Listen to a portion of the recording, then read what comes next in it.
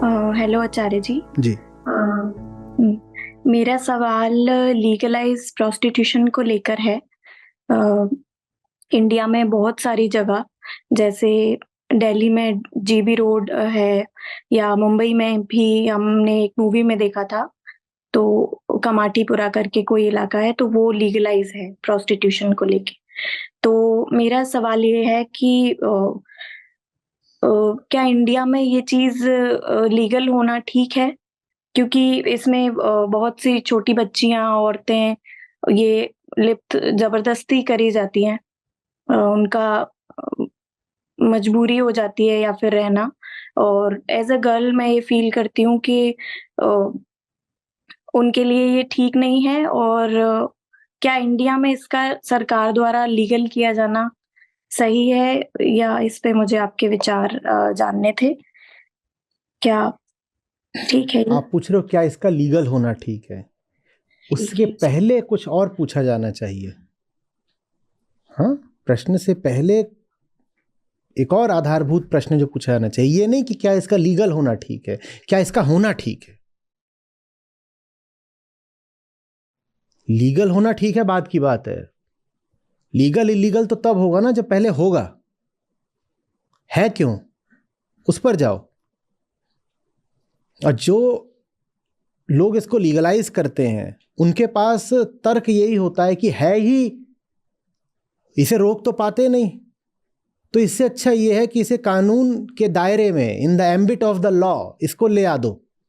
उनका तर्क ये होता है कि इससे वेश्याओं को कुछ कानूनी अधिकार मिल जाएंगे, जो लोग इस काम में हैं कम से कम ये एक फॉर्मल प्रोफेशन कहलाएगा, इससे उनको प्रोटेक्शन ऑफ द लॉ भी मिल जाएगा। नहीं तो पुलिस वाले जाकर के उनको परेशान करते हैं, वो कहीं पर घोषित नहीं कर सकते कि वो काम क्या करते हैं। उनकी अगर औलादें हो गई तो उन औलादों को भी कोई मान्यता नहीं मिलती है।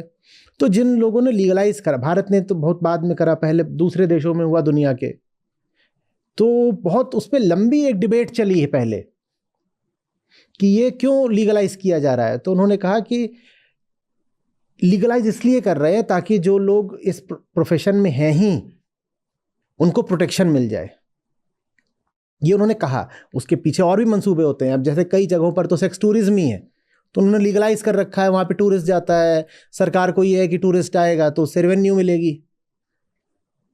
ठीक है, मूल प्रश्न ये होना चाहिए ये चीज़ है ही क्यों। जब होगी ही नहीं तो लीगल इलीगल का सवाल ही खत्म हो जाएगा। ये क्यों है, ये सवाल होना चाहिए। और वो इसलिए है क्योंकि हम जानवर हैं जिनको मोरल होने का दंभ, अकड़, घमंड भी साबुत रखना है। बात समझ रहे हो? तो हमको ये कहना है, साहब देखिए, हम नैतिक लोग हैं और गृहस्थ आदमी हैं और घर पे पत्नी है, हम आदमी बुरे नहीं है, सब चल रही है व्यवस्था समाज के सामने। यही लोग हैं फिर जो अपनी वासनाओं की पूर्ति के लिए शाम ढले अंधेरी गलियों में घुसते हैं। क्योंकि आप जो बन बैठे हो आप हो नहीं, आप बने बैठे हो कि मैं एक भला आदमी हूं। भला आदमी आप अपने आप को किस बिना पर घोषित कर रहे हो? कि मैं समाज के सब नियम कायदों का पालन करता हूं, देखो मैंने समाज के अनुसार गृहस्थ धर्म धारण करा है, मैंने वो सब करा है जो समाज मुझसे करवाता है, वो सब मैंने संस्कार लिए हैं जिन संस्कारों को मानने से कोई आदमी समाज में भला कहा जाता है। तो मैं भला हो गया ना, जितनी शर्तें थी, टर्म्स एंड कंडीशंस मैंने सब पूरी कर दी ना, तो मैं अच्छा आदमी। अच्छे आदमी तो आप इस तरह से बन गए, पर अच्छे आदमी आप हो नहीं। अच्छा आदमी वो होता है जिसने स्वयं को जान लिया, जिसने अपनी सारी इच्छाएं, कामनाएं, वासनाएं कहां से आ रही हैं ये समझ लिया, सिर्फ वो अच्छा आदमी होता है। आप अच्छे आदमी हो नहीं, आप सिर्फ संस्कारी आदमी हो। और संस्कारी होने से ऊपर ऊपर आप अच्छे बन लो, भीतर ही भीतर जानवर अपने दांत दिखाता रहता है। फिर उसी जानवर के लिए सब वेश्यालय हैं। बात आ रही समझ में? देखो, जानवरों की दुनिया में वेश्यालय नहीं होते और बुद्धों की दुनिया में भी वैश्यालय नहीं होते। जानवरों की दुनिया में वैश्यालय इसलिए नहीं होते क्योंकि वहां किसी को भी नैतिक बनने का स्वांग करने की कोई जरूरत ही नहीं है। जानवर को जिससे सेक्स करना खुले में करेगा। आप जानवर को जाके बोलोगे छी, धूर्त, पापी, दुष्ट, राक्षस, अनैतिक, इमोरल, अधम, उसे फर्क नहीं पड़ेगा, वो कहेगा परे हटो, सेक्स करने दो। तो जानवरों की दुनिया में वेश्यालय नहीं होते और बुद्धों की दुनिया में इसलिए नहीं होते क्योंकि बुद्धों को पता है कि शारीरिक वृत्तियां कहां से आती हैं। जिसको पता चल गया वो जीत गया। उसको अब ये सब नहीं करना पड़ेगा कि वो जाकर के पैसे देकर के किसी का शरीर खरीदे। सारे वेश्यालय न पशुओं में होते हैं न बुद्धों में होते हैं। सारे वेश्यालय नैतिक गृहस्थों में होते हैं। संसार, शायद ही कोई देश होगा जहां पर वेश्यावृत्ति नहीं चलती। हां, कहीं पर वो कानूनन मान्य है और कहीं पर वो कानूनन अमान्य है। हर जगह वेश्यावृत्ति चलती है।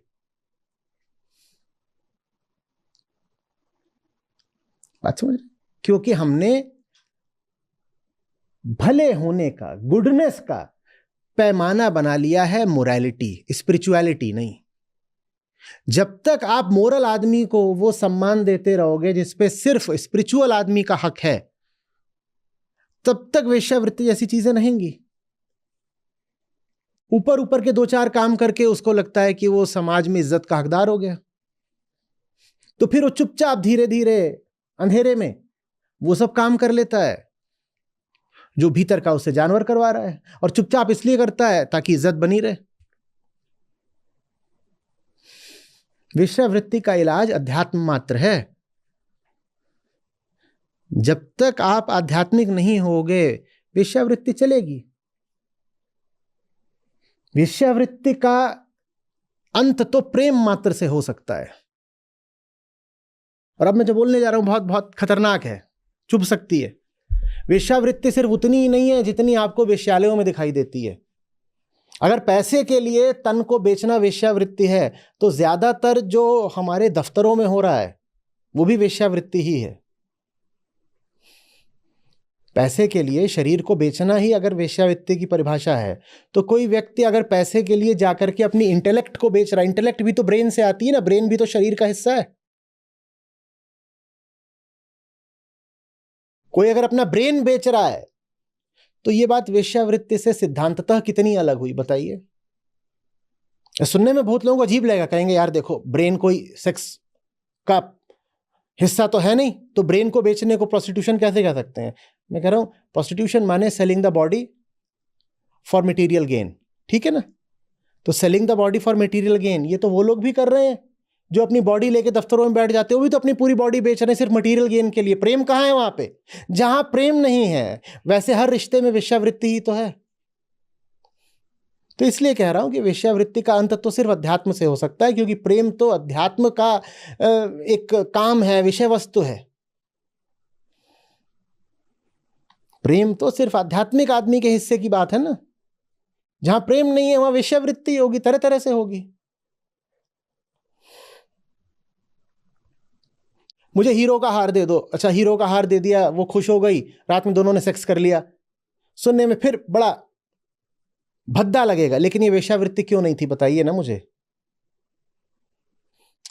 उल्टा भी हो सकता है, पुरुष को कुछ दे दिया जो उसको चाहिए था, तो वो खुश हो गया और फिर दोनों ने सेक्स कर लिया।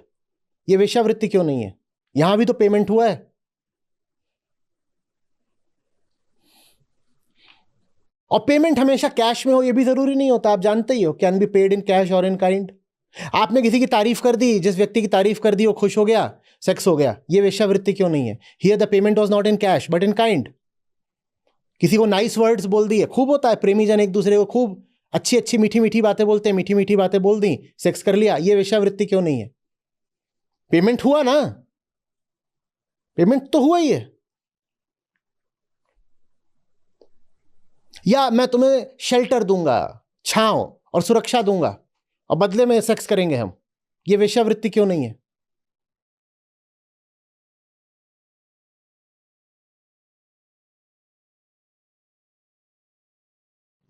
जहां कहीं भी प्रेम नहीं है वहां बलात्कार ही है। जहां कहीं भी प्रेम नहीं हो, सौदेबाजी ही है। या तो बलात्कार जिसमें कि पेमेंट भी नहीं किया गया, या सौदेबाजी जहां पर एक ट्रांजैक्शन हो गया, आदान प्रदान, अदला बदली हो गई।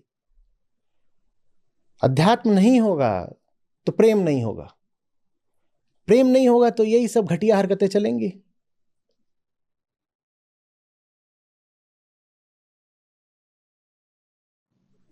एक कहानी है पुरानी, शायद बंगाल की ओर से, दुर्गा पूजा में वहां, आप जानते हैं ना क्या, एक प्रथा चलती है, पता नहीं चलती है कि नहीं चलती, पर पहले थी। अभी पता करिएगा। बंगाल में पर्व से वेश्याओं का क्या संबंध रहा है पारंपरिक रूप से, और उसके पीछे एक बात है।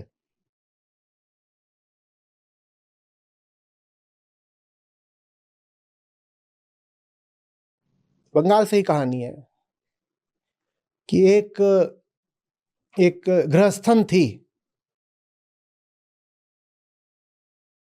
तो उसका जो पति था वो किसी वेश्या के यहाँ आया जाया करता था। तो ये जो पत्नी थी गृहस्थ, इसको बड़ा मोरल इंडिग्नेशन हुआ। मोरल लोगों में ना ये भाव बहुत रहता है, हम ऊंचे हैं, हम ऊंचे हैं क्योंकि हम सब नैतिक जिम्मेदारियों का पालन करते हैं। तो ये फनफनाती हुई गई उस वेश्या के पास, बोलती है जो भी गाली गलौज करा होगा उसके साथ खूब करा। तो वेश्या बोलती है सुन, मैं तुझसे ज्यादा सदाचारिणी हूं।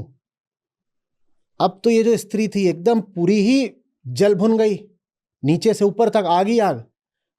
बोलती है एक तो तू वेश्या और ऊपर से बोल रही है कि तू सदाचार रखती है, और वो भी बोल रही है कि तू मुझसे ज्यादा सदाचार रखती है। तो वो बोलती है हाँ, मैं तुझसे ज्यादा पाक साफ हूं, और मैं तुझसे कहीं ज्यादा, अगर मुझे सही याद आ रहा है तो बोलती है कि मैं एक व्रता हूं तुझसे ज्यादा। तो ये जो पत्नी जी गई थी ये एकदम बोल रही कैसे बोल दिया ये वो। तो बोलती है ठीक है, मैं जिन इष्ट देव को मानती हूं मैं उनका आह्वान करती हूं कि वो आकर के फैसला कर दें कि ज्यादा सदाचारिणी मैं हूं कि तू है। तो कहानी बोलती है कि देवता प्रकट हुए और इन दोनों महिलाओं ने उनसे कहा बताइए हम दोनों में ज्यादा पवित्र कौन है। वो किसी की पत्नी है और ये वेश्या है खुली। तो देवता ने फैसला दिया कि ज्यादा पवित्र वो वेश्या है। क्यों?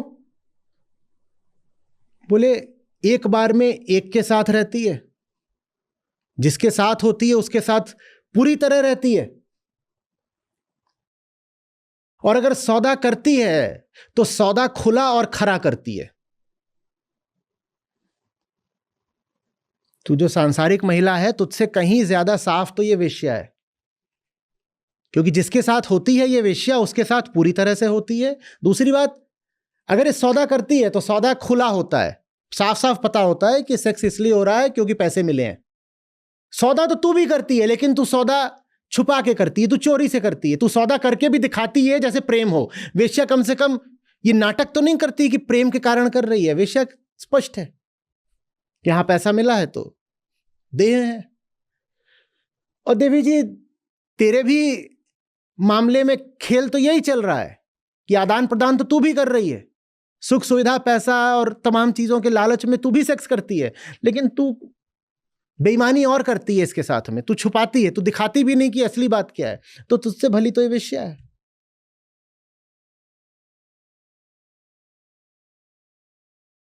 समझ में आ रही बात है? वेश्यावृत्ति बस उतनी ही नहीं है जितनी वेश्यालयों में देखी जाती है। और वेश्यावृत्ति कोई ऐसी भी चीज नहीं है जो सिर्फ महिलाओं में पाई जाती है, पुरुष भी सब वेश्या ही है। जो पैसे के लिए बिक गया, वो स्त्री हो कि पुरुष हो, वेश्या है।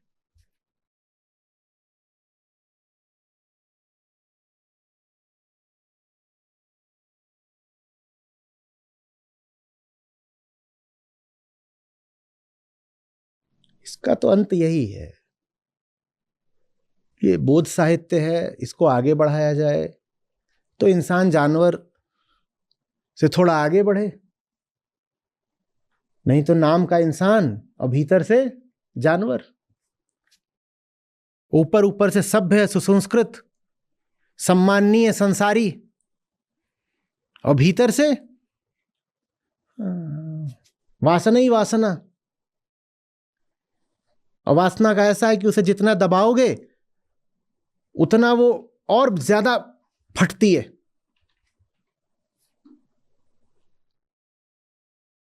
फिर उसी वासना के फटने के केंद्र बनते हैं वेश्यालय।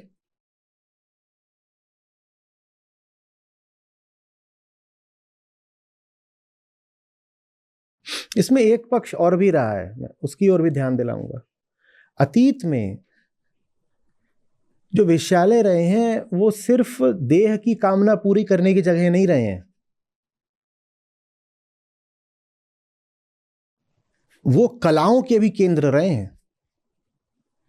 अब घर की नारी को तो आपने गाना वगैरह और नाचना मना कर दिया था, तो नाचने गाने का बहुत सारा काम वो ऐसी ही जगहों पर होता रहा है जिनको हम वेश्यालय बोलते हैं। बहुत सारी कलाएं उन्हीं लोगों ने बचा के रखी हैं। घर की नारी कहां घुंघरू बांधती है और कहां नाचती है। आप जिस चीज को वेश्याओं के साथ जोड़ते हो, उदाहरण के लिए एक शब्द मुजरा, मुजरा एक कला है और वो कला संसारियों ने नहीं बचाई है। वो कला अगर बची हुई है तो वेश्याओं के बदौलत ही बची है। तो जो पुरुष वेश्यालय जाते रहे हैं अतीत में, उसका एक कारण यह भी रहा है कि घर की नारी को तो आपने बना दिया बिल्कुल आटे की लोंदी, उबला हुआ आलू। उसको ठीक से बात करना भी नहीं आता, वो पढ़ी लिखी भी नहीं है। उससे कहीं ज्यादा चतुर, दक्ष, निपुण, कला संपन्न होती थी वेश्याएं। तो कुछ पुरुष वेश्यालय सिर्फ इंटेलेक्चुअल कंपनी के लिए भी जाते थे कि कहीं कोई ऐसी महिला तो मिल जाए जिससे दो ढंग की बातें करी जा सके, क्योंकि घर की महिला तो बिल्कुल ऐसे ही होती थी। उसको तो आपने बोल दिया, कहां पढ़ी लिखी होती थी महिलाएं कि तू तो घर में रहे और झाड़ू पोछा कर, तू ऐसे ही अपना घूम रही है, आटे का लोंदा, न कला, न ज्ञान, न श्रृंगार, कुछ नहीं। तो पुरुष को एक तरह से मजबूर होकर के वेश्यालय जाना पड़ता था। जरूरी नहीं कि उसमें जो उद्देश्य है वो सेक्स का ही हो। ये संगीत सुनने को मिलेगा, नृत्य देखने को मिलेगा, कोई सामने मिलेगा जिसमें कुछ विट होगी।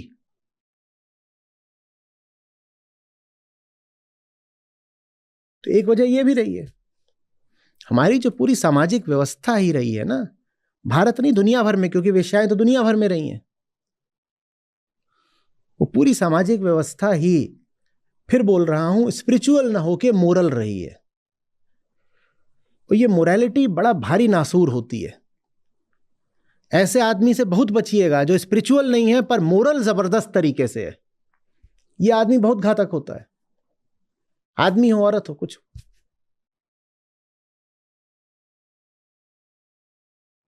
भाई घर की नारी है कैसी, उबला आलू, उससे आप दो बातें नहीं कर सकते।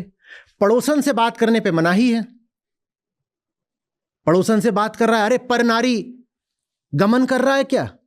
समाज तो ऐसा है ना, अच्छे आदमी पराई औरतों से बात भी नहीं कर सकते, पर नारी से बात कर नहीं सकते।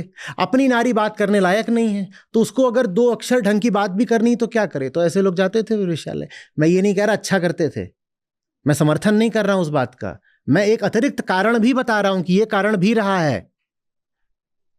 जब तुम सारी सांसारिक सामाजिक गृहस्थिनों को बिल्कुल बना दोगे डम्ब,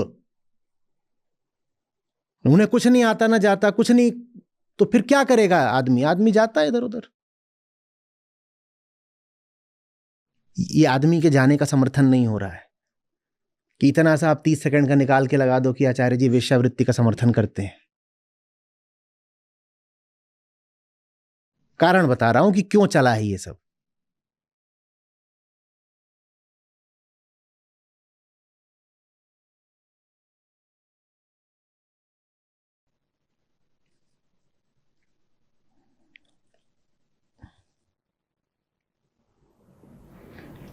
फिल्मों में शुरू में काम करने वाली बहुत सारी जो नायिकाएं थीं, वो बहुत भद्र और संभ्रांत घरों से नहीं आई थीं। 1930, 1940, 1950 तक के दशक में, क्योंकि भद्र घरों की लड़कियों को मुंह खोलना ही नहीं आता था। वो एक्टिंग क्या करेंगी, वो डायलॉग ही नहीं बोल सकती, वो गाना क्या गाएगी। तब प्लेबैक सिंगिंग नहीं होती थी, तब ये नहीं होता था कि आप यहाँ पे ऐसे लिपसिंग कर रहे हो और प्लेबैक चल रहा है। तब गाना भी खुद ही गाना होता था, वो सब रियल टाइम है, नाचो भी खुद ही, डायलॉग डिलीवरी भी करो। जो हमारी सो कॉल्ड तथा कथित भले घर की लड़की होती है, वो तो ऐसी उसकी श्रेष्ठता, उसकी क्वालिफिकेशन इसी में होती है कि गाय है, एकदम गाय, बोलती नहीं है, रंभाती है, और बछड़ा जनने और दूध देने के अलावा कुछ नहीं करती। जहां बांधो खूंटे से वहीं खड़ी हो जाती है, गाय है बिल्कुल बेटी हमारी। आज भी बहुत चलता है ये। लड़के वाले लड़की देखने आए तो किसी न किसी के मुंह से निकल ही जाता है, फूफी चचा ताऊ के मुंह से, अरे हमारी बिटिया तो बिल्कुल गाय है। गाय है तो बैल ही पैदा करेगी फिर। तो जो पूरा आर्टिस्टिक काम भी रहा है, हाँ, मैं सिनेमा की ओर इशारा करके एक उदाहरण दे रहा हूं कि आर्ट्स को भी बचाए रखने में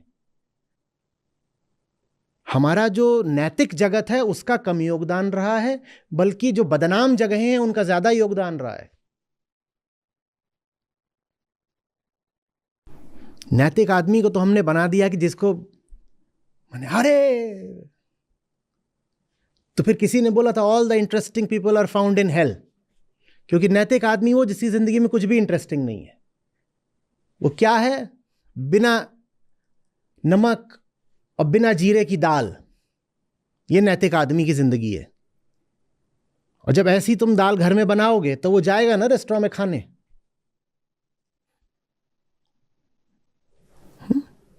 all the interesting people are found in hell. 20 साल पहले की बात है, जब किंगफिशर एयरलाइंस अभी थी, बिल्कुल एकदम 20 साल पहले की बात है।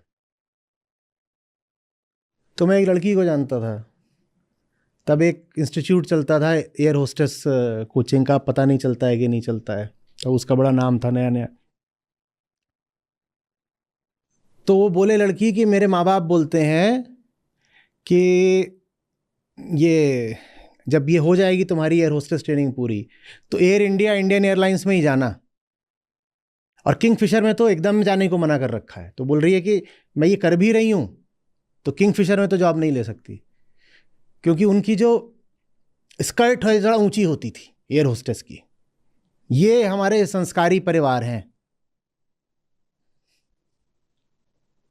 सानिया मिर्ज़ा भारत की सबसे अच्छी टेनिस खिलाड़ी रही हैं आज तक की, पुरुष महिला मिला करके सबसे अच्छी रही हैं। जो उन्होंने ग्रैंड स्लैम जीते, जो खासतौर पे सिंगल्स में आप उनकी रैंकिंग देखोगे तो वो तो किसी भी पुरुष खिलाड़ी से ऊपर से की रही है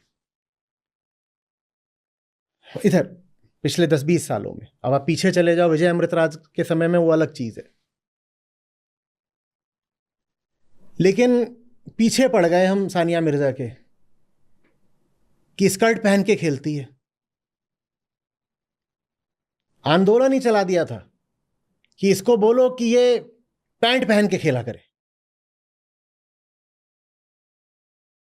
उदाहरण बताते थे, उस समय पे कोई महिला खिलाड़ी थी किसी अरब देश की या कहीं की, तो वो पूरा पैंट वगैरह पहन के टेनिस खेलने कहीं आगे नहीं बढ़ पाई। पैंट पहन के तुम टेनिस खेल क्या आगे बढ़ोगे? पर कहते थे ये क्यों नहीं पहनती है, ये जांघें क्यों दिखाती है? ये हमारी मोरालिटी है, ये हमारे संस्कार हैं। हमें कोई फर्क नहीं पड़ता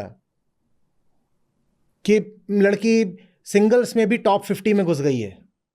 हमें कोई फर्क नहीं पड़ता कि ये लड़की ग्रैंड स्लैम चैंपियंस को हरा रही है और डबल्स में ग्रैंड स्लैम जीत भी रही है। हमें कोई फर्क नहीं पड़ता, हमें उसकी जांघें दिखती हैं। और यही जो जांघें देखने वाली आंख है ना, यही फिर वेश्यालयों में पाई जाती है। यही लोग हैं जिन्हें लड़कियों में बस जांघें दिखाई देती हैं, यही फिर जा जाके वेश्यालयों में बैठते हैं। इन्हें ना उसका फोरहैंड दिख रहा, ना बैकहैंड दिख रहा, ना सर्विस दिख रही, ना टॉप स्पिन दिख रही। इनको बस थाइज एंड ब्रेस्ट्स दिखाई देते हैं, पूरी उसकी हस्ती में इतना ही। इन सब बातों का रिश्ता समझो। भारत से जो पुरुष तैराक हैं वो तो फिर भी कुछ अच्छे निकलने शुरू हो गए थे। मैं बच्चा था उस समय भी खजान सिंह का नाम आता था, पर भारत से कितनी अच्छी महिला तैराकों का आपने नाम सुना है? कैसे निकलेगी? वो जैसे ही स्विम सूट पहनेगी वैसे ही ये सब जितने लोग हैं जांघें देखने वाले, ये सक्रिय हो जाते हैं। अच्छी साइकिलिस्ट कैसे निकलेगी?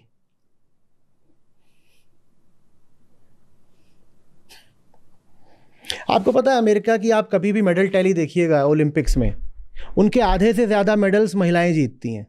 आपको पता है अमेरिका नंबर एक के बाद एक ओलंपिक में क्यों रहता है? अपने मेल एथलीट्स की वजह से नहीं, अपने फीमेल एथलीट्स की वजह से। जब यूएसएसआर राइवलरी चलती थी ना, तो वो राइवलरी ओलंपिक्स में भी खूब दिखाई देती थी। और ये कोल्ड वॉर का हिस्सा होता था कि ओलंपिक्स में नंबर 1 पे कौन रहेगा। ये भी कोल्ड वॉर की बात है कि यूएसए रहेगा कि यूएसएसआर रहेगा। मेल एथलीट्स यूएसएसआर के आगे रहते थे, फीमेल यूएसए की। वो आज भी चल रहा है। आप आज भी खोलिएगा और देखिएगा कि ओलंपिक्स में ज़्यादा मेडल अमेरिका के कहाँ से आते हैं, उनकी फीमेल एथलीट्स लेके आती हैं। इसलिए वो अमेरिका है, इसलिए उनके पास दुनिया की सबसे अच्छी यूनिवर्सिटीज़ हैं और सबसे अच्छी कंपनीज़ हैं। इसलिए दुनिया का हर आदमी अमेरिका में बसने को आतुर रहता है, क्योंकि वहाँ वो आँख नहीं है जो महिला के जिस्म में बस उसकी जांघें और स्तन देखे। और अगर उन्हें देखना होता है तो बोल के देखते हैं। वहाँ ये नहीं करा जाता कि टेनिस प्लेयर वहाँ पर कोई है कि आंद्रे अगासी के साथ स्टेफी ग्राफ है तो उसको भी ऐसे ही देख रहे हैं। जिसका देखना है वहाँ बोल के देखेंगे। वो एडल्ट एंटरटेनमेंट इंडस्ट्री वहाँ भी चलती है, पर उनके ऊपर संस्कारों का इतना जबरदस्त बोझ नहीं है। महिला और पुरुष के संबंधों को, अब आखिरी बात, मैंने बहुत बकवास कर ली। महिला पुरुष के संबंधों को जितना असहज बना दोगे ना, वेश्यावृत्ति जैसी बीमारियां उतनी बढ़ेंगी। सहज संबंध रहने दो ना। और संबंध सहज ऐसे नहीं हो जाएंगे कि लड़का पैदा हुआ लड़की पैदा हुई तो वो उनमें सहज संबंध हो ही जाएंगे। उनको सही शिक्षा दो, उनके संबंध सहज रहेंगे। जब तक लाइफ एजुकेशन नहीं दोगे, एजुकेशन ऑफ द सेल्फ नहीं दोगे, तब तक लड़का लड़की का रिश्ता सहज नहीं हो सकता। क्योंकि लाइफ एजुकेशन के बिना लड़का लड़की को लड़की की तरह देखेगा कि ये लड़की है। उसकी आंख में क्या भरा रहेगा? जेंडर आइडेंटिटी, ये तो लड़की है। और लड़की भी लड़के को लड़के की तरह देखेगी, उसकी भी आंख में वही जेंडर आइडेंटिटी भरी रहेगी, लड़का है। वो फिर आपस में कभी भी सहज नहीं हो सकते। एक ऑकवर्डनेस रहती है, उसी ऑकवर्डनेस को हम अट्रैक्शन बोल देते हैं। उन्हें नॉलेज ऑफ द सेल्फ दो, उन्हें नॉलेज ऑफ लाइफ दो, फिर वो आपस में ठीक ठाक रह लेंगे। उनके सब तरह के संबंध ठीक हो जाएंगे, उनके सेक्सुअल संबंध भी ठीक हो जाएंगे, सब वेश्यालय बंद हो जाएंगे। और आदमी में जो इतना काम का बुखार चढ़ा रहता है वो सब उतर जाएगा। क्योंकि ज़िंदगी में करने के लिए और बहुत खूबसूरत काम है भाई, सेक्सी थोड़े ही है सिर्फ। वो तो आप उसको इतना दबाते हो कि वो सर पे चढ़ के बोलने लग जाता है। विश्वास ना और जिकर जन्म गवाया बार, विश्वास ना और जिकर जन्म गवाया बार। अब पछतावा क्या करे, निज करनी कर याद रे साधो, निज करनी कर याद।